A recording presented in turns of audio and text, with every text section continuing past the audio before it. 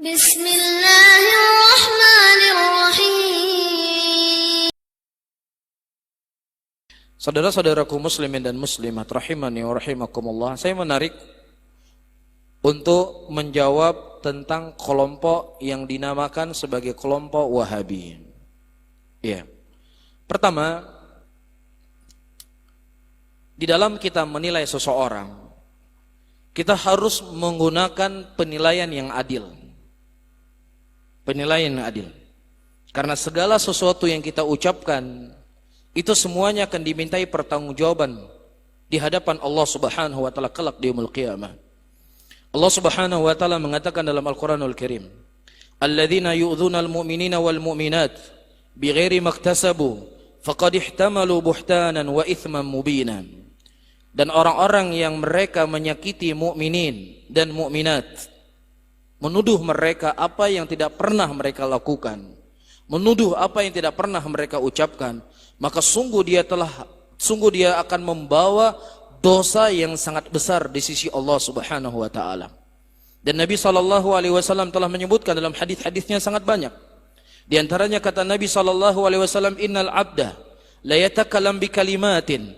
Ada seorang hamba yang dia berbicara dengan sebuah kalimat, yang kalimat itu membuat Allah Subhanahu wa taala murka, dan kemudian dia digiring ke dalam nerakanya Allah Subhanahu wa taala dikarenakan satu kalimat. Dalam hadis yang lain, Rasulullah sallallahu alaihi wasallam mengatakan, barang siapa yang seseorang mengucapkan sesuatu kepada saudaranya apa yang dia pernah dia ucapkan, maka di yaumul qiyamah Allah akan minumkan dia dari darah nanahnya penghuni neraka, iyadzan billah. Ini satu sisi. Sisi yang kedua, di dalam Islam kita dilarang untuk memuji orang yang tidak pantas untuk kita puji. Kita dilarang untuk membela orang yang tidak pantas untuk kita bela. Rasulullah sallallahu alaihi wasallam menyebutkan dalam hadisnya, la'anallahu awal muhditha. Allah melaknat orang-orang yang melindungi orang-orang berbuat dosa, melindungi orang-orang yang berbuat amalan-amalan baru. Ini tidak dibolehkan. Jadi kita tidak boleh mencela orang yang tidak boleh kita cela, dan sisi lain kita tidak boleh memuji orang yang tidak pantas untuk kita puji. Jadi hati-hati. Ini dua-duanya dosa. Ini dua-duanya terlarang dalam agama. Oleh karena itu, di antara cara yang paling terbaik di dalam kita menilai seseorang adalah dari ceramah-ceramah yang dia sampaikan. Ya, orang-orang yang berbicara kepada Muhammad bin Abdul Wahab hari ini, saya jamin mereka tidak ada satupun yang bertemu dengan Muhammad bin Abdul Wahab. Tidak ada satupun yang mendengar ceramahnya, karena mungkin pada waktu itu tidak ada rekaman, tidak ada video. Iya, tinggal bagi kita sekarang kita menilai pemikirannya, jalannya itu dari kitab-kitabnya. Iya, dia menulis kitab sangat banyak. Mulai dari Ushulul Tsalatsa, Qawaidul Arba, Ushulus Sittah, Kitabut Tauhid, Kasyfus Syubhat. Ya, dan juga dalam masalah fikih. Dan cucu-cucu beliau, ya, di antaranya Muhammad bin Qasim, muridnya cucu beliau, menyusun sebuah kitab dengan judul Ad-Durrus Saniyah. Ada 17 jilid. Ada di sana kitab-kitabnya berjudul Fatwa Ulama'in Najd. Ya, inilah kitab-kitab yang bisa kita jadikan rujukan untuk menilai apakah laki-laki ini boleh kita cela ataukah boleh kita bela. Ya, kita posisikan dia. Yang pertama, dia itu bukan nabi kita, ya. Nabi kita Muhammad ibnu Abdullah ibnu Abdul Muttalib sallallahu alaihi wasallam. Ini harus kita fahami bersama-sama. Selain daripada Nabi kita, Nabi Muhammad sallallahu alaihi wasallam, ucapannya bisa diambil dan ucapannya bisa ditolak. Sebagaimana kata Imam Malik rahimahullah, al-qaul yuqbal wa yurad la sahibu hadal qubur. Ucapan seseorang itu bisa diambil dan bisa ditolak kecuali pemilik kubur ini. Kalau seandainya Imam Malik berbicara di zaman tabi'in, boleh kita mengambil ucapan siapapun kecuali ucapan Nabi sallallahu alaihi wasallam, apalagi ucapannya siapa? Muhammad bin Abdul Wahab. Dia bukan siapa-siapa kita, bukan nabi kita. Ya, cuman yang ingin kita bahas, boleh nggak dia kita cela atau boleh nggak kita memuji? Kan itu jadi masalah. Nah, inilah cara yang ilmiah, cara yang adil kita menilai laki-laki ini. Kita lihat dari kitabnya, apa yang keliru dari pembahasannya, apa yang keliru dari yang dia tulis, apa yang keliru dari dia fatwakan. Kemudian kita ambil, kita timbang dengan Al-Quran dan Sunnah. Kalau seandainya apa yang datang dari Al-Quran dan Sunnah menyelisih apa yang dia ucapkan, kita buang ucapannya ke tong sampah. nggak perlu kita dengan ucapan dia. Nggak perlu, karena dia bukan nabi kita. Ya, cuman harus dengan adil. Apa ucapannya, apa dalilnya ucapannya itu keliru, apa dalilnya ucapannya salah, kan begitu. Tapi kalau seandainya cuman sekedar dia salah, dia nggak betul, dia begini, dia begitu, kata Syekhul Islam, kalau seandainya membantah hanya cuman sekedar cacian, makian, atau sekedar membentuk opini, siapapun itu bisa melakukannya. Kita pergi ke rumah sakit jiwa, hai orang pungo kah pungosit, kan gitu. Kalau cuman sekedar bantah kan, siapapun bisa membantah. Anak kecil, bandel kali kamu juga bandel, semua bisa. Tetapi bagaimana seseorang itu membantah dengan bantahan ilmiah? Ini keliru, dalilnya ini keliru, dalilnya ini keliru, dalilnya ini. Demikian. Iya, demikian thariqah ilmiah di dalam kita menyikapi seseorang. Ya, saya yakin para hadirin yang hadir di sini sudah sempat kuliah. Bagaimana anak-anak mahasiswa menilai sebuah permasalahan dengan pijakan, dengan data, dengan dalil. Iya, kan begitu kan? Nah, di antara hal-hal yang tersebar di tengah-tengah muslimin, laki-laki ini dia suka ya, atau dia telah menghancurkan makam-makam para wali. Makam para wali itu ditebang, dihancurkan, diratakan dengan tanah. Nah, pertama harus kita selidiki, benar nggak sejarahnya? Dari buku-buku yang tertulis, dari sejarah-sejarah yang bersanad yang bisa dipertanggungjawabkan, ternyata memang benar. Dia menghancurkan makam-makam keramat atau makam-makam para wali, diratakan dengan tanah. Betul, sejarahnya demikian. Nah, sekarang thariqah yang kedua. Perbuatannya ini salah atau benar? Bukan salah benarnya menurut kita, atau menurut fulan, atau menurut siapa saja yang ingin menjatuhkannya, tetapi pegangannya adalah Al-Quran dan sunnatir Rasul sallallahu alaihi wasallam. Di antara dalil, ya, kita di sini para hadirin bukan sedang ingin membela beliau ini mati-matian, tapi ini membab ucapan Nabi sallallahu alaihi wasallam, unsur akhaka zaliman aw madluman. Tolonglah saudaramu yang terdolimi dan yang mendolimi.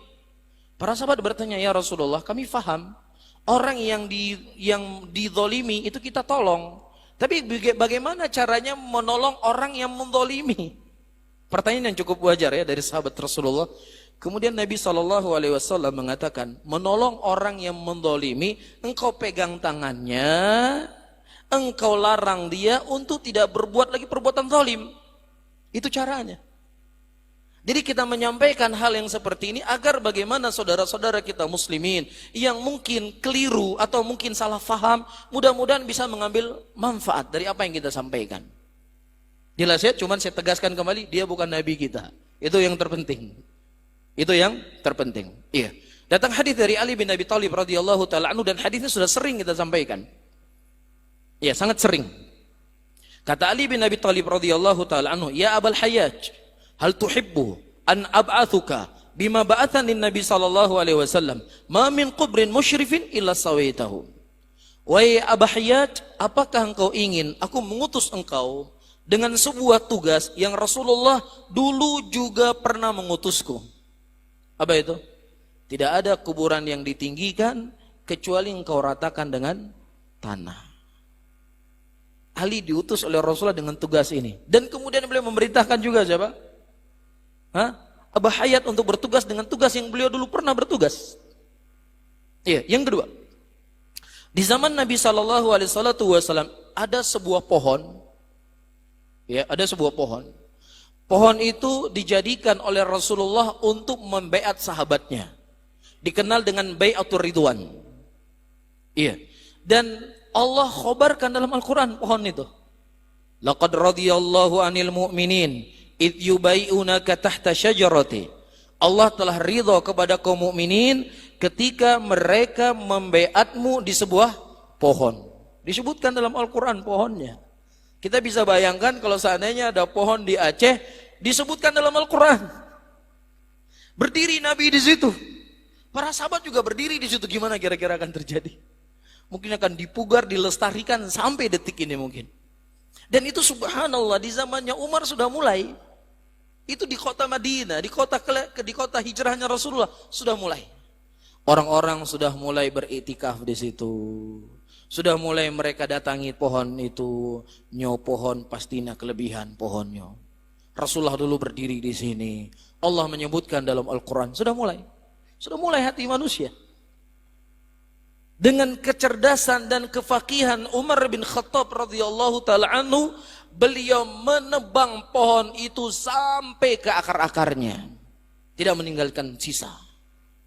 Apakah berani kita mengatakan Umar bin Khattab tidak memuliakan warisannya para nabi, tidak memuliakan pusaka, tempat-tempat bersejarah, tempat-tempat yang dimana Rasulullah berdiri di situ?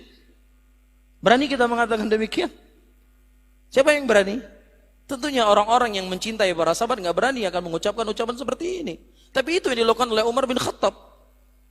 Karena di antara isu-isu yang disebarkan, semua monumen, tempat-tempat bersejarah Rasulullah itu dihancurkan semuanya dan lain sebagainya. Itu dikhawatirkan para hadirin akan didatangi oleh orang-orang yang kemudian mereka akan beribadah di tempat tersebut dan terus akan kita khawatirkan akan terjerumus ke dalam kesyirikan. Dan ketiga, di zaman Umar bin Khattab radhiyallahu taala anhu pada waktu itu, Abu Musa al-Asy'ari mengirim surat kepada Umar bin Khattab. Diketemukannya jenazah seorang nabi yang bernama Nabi Daniel. Jadi nabi ini dikeluarkan ketika musim kemarau untuk beristighatsah agar diturunkan hujan kepada mereka. Ketika Abu Musa al-Asy'ari dan muslimin pada waktu itu berhasil memerdekakan negeri tersebut menjadi negeri Islam, beliau mengirim surat kepada Umar bin Khattab. Apa yang kami lakukan dari jenazah ini? Apa yang dilakukan oleh Umar? Apakah Umar berkata, ya Abu Musa al-Asy'ari, ini sejarah seorang nabi, kamu jaga, kamu kubur di sebuah tempat, kamu pugar, kamu tinggikan kuburnya, kamu buat jalan yang baik supaya orang tahu di mana para nabi itu dikuburkan. Kan begitu? Tapi tidak. Umar bin Khattab berkata, ya Abu Musa al-Asy'ari, kuburlah jenazah Nabi ini, yang tahu hanya dirimu dan sahabatmu saja. Jangan ada orang ketiga yang tahu. Carilah di sebuah tempat, kamu korek di sana beberapa kuburan, dan di antara sekian kuburan, disitulah kamu kubur Nabi tersebut. Dihilangkan jejaknya sampai ini nggak ada yang tahu siapapun. Untuk apa? Untuk menjaga hati muslimin. Nah, kalau seandainya ini merupakan kesalahan Muhammad bin Abdul Wahab, yang kalian anggap sebagai sebuah kesalahan, maka tentunya dia tidak membuat sesuatu kecuali apa yang datang dari Nabi SAW, apa yang datang dari para Khulafaur Rasyidin, dan perkara-perkara yang lainnya yang tentunya tidak mencukupi waktu untuk kita membahasnya. Cuman ini di antara isu yang paling isu yang paling diserap oleh muslimin, yang kemudian menuduh dia ini seorang Zionis Yahudi yang ingin menghancurkan Islam, yang ingin memecah belah muslimin dan beraneka ragam isu-isu. Dan mudah-mudahan apa yang saya sampaikan sedikit ini bisa memberikan motivasi untuk kita semuanya berhati-hati di dalam menyikapi seseorang. Orang yang sudah jelas kafirnya, Fir'aun al-la'in, Fir'aun yang terlaknat, yang dia mengatakan ana rabbukumul a'la, saya adalah Tuhanmu yang paling tinggi. Ini bukan hoax. Ini berita yang Allah beritakan dalam Al-Quran. Dia mengaku dirinya sebagai nabi. Ada orang yang lebih kafir dibandingkan Fir'aun di muka bumi ini? Kalau seandainya Anda menganggap Muhammad bin Abdul Wahab itu salah, saya yakin kesalahannya menurut Anda tidak sebesar kesalahannya siapa? Fir'aun. Tetapi apa kata Allah dalam Al-Quran? Idhaba ila fir'auna fa innahu tagha faqula lahu qawlan layyinan la'allahu yatadhakkara aw yakhsha. Wahai Musa dan Harun, pergilah engkau ke tempat Fir'aun, karena sesungguhnya dia sudah melampaui batas. Dan ucapkanlah kepada Fir'aun ucapan yang baik, ucapan yang lembut, ucapan yang sopan, agar mudah-mudahan si Fir'aun ini bisa bertobat. Begini kata Allah dalam Al-Quran kepada Fir'aun, agar Musa menyampaikan sesuatu dengan baik, dengan lembut. Yang kesalahan Fir'aun itu nggak ada satupun di muka bumi ini orang yang sesatnya seperti sesat Fir'aun. Tapi begini perintah Allah Subhanahu wa Ta'ala. Bisa difahami ya? Mudah-mudahan Allah memberikan hidayah kepada kita dan juga kepada saudara-saudara kita muslimin. Amin ya rabbal alamin.